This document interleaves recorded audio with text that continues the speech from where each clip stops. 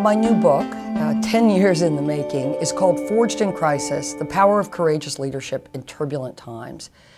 And it spotlights 5 astounding, now really legendary leaders who found themselves each in the midst of a great crisis, and how, in the midst of that crisis, they made themselves capable of doing impossible things. So it's really a book about how ordinary people can make themselves capable of doing extraordinary things. Each of the 5 people in this book, that Antarctic explorer Ernest Shackleton, American President Abraham Lincoln, the escaped slave and abolitionist Frederick Douglass, the Nazi-resisting Lutheran minister Dietrich Bonhoeffer, and the environmental activist and crusader Rachel Carson, discover that resilience is absolutely critical to accomplishing their mission. And we like to think, or many of us like to think, I certainly thought this before I really got to know these people, that resilience was something I was born with. I had a healthy slug of it. I would access and use it, and then that would serve me well when I needed it, even though I couldn't be exactly sure when that would be. But I don't think that's the case. These stories teach us that each of these people worked on their own resilience. They discover some in themselves. Shackleton finds his ship trapped in the ice, right? It's drifting hopelessly like a board stuck in a vise along the currents off the coast of Antarctic in early 1915. He's powerless to do anything about it after lots and lots of trying. He can't pry the ship loose.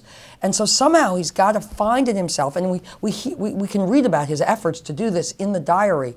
The reserves he needs. He says, I pray to God I can shape my mark to a new mark now that the old mark has run aground. His old goal of crossing the Antarctic is now over. So he's got to shape himself to the mark of saving his men. And he says, I pray God I can do that in myself.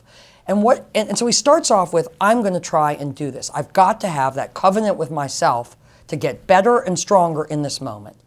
And then interestingly, and this is true throughout these stories, in different contexts, different times, a moment arises that demands more resilience. You know, a mutiny is threatened by his men.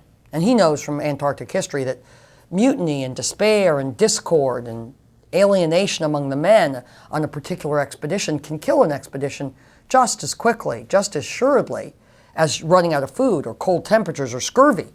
And so a mutiny threatens to erupt. And Shackleton has to, in a sense, move in to the fear, take one step into the fear of dealing with the head mutineer, hold it together, and then stay resilient enough to get through that moment and then to learn from it so he can do all kinds of proactive things to prevent mutiny from rising up and threatening the expedition again. So one of the interesting things that all 5 of these people learn as they develop what I would call, and I'm not the first person to use this term, the muscles of resilience, right? The muscles of endurance, one's stores of grit.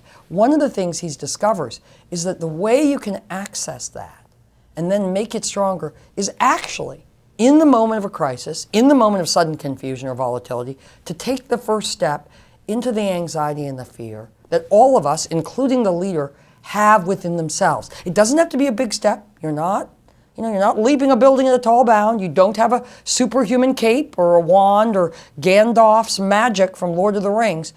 You do have the ability to step one small step into that and literally confront, in the case of Shackleton, confront his carpenter, Chippy McNeish, who was threatening to mutiny, and figure out in that moment, that encounter, that confrontation, how to both quell the mutineers' protests and anger, and at the same time cordon him off so that he cannot spread the contagion of mutiny immediately among other team members. So it's in the first step of honing and strengthening our resilience muscles is to take the first step into the fear, into the unknown, into the uncertainty. And it's just a small step. And the wonderful thing about charting the stories as I do, I chart them, it's the growth. This is the making over time of leaders, is you learn that each of these people, from Frederick Douglass to Dietrich Bonhoeffer to Abraham Lincoln, get more resilient and a little bit quicker about stepping into the fear and a little more brave about stepping into the fear with each step that they take. So you take the step. Shackleton took the step with the mutinying ship's carpenter, and then 4 months later, when another moment arises that's really frightening and the men, again, are really worried and threatening to peel off into pockets of fear, he has actually quicker access to his resilience because he knows he got through one moment of it before that.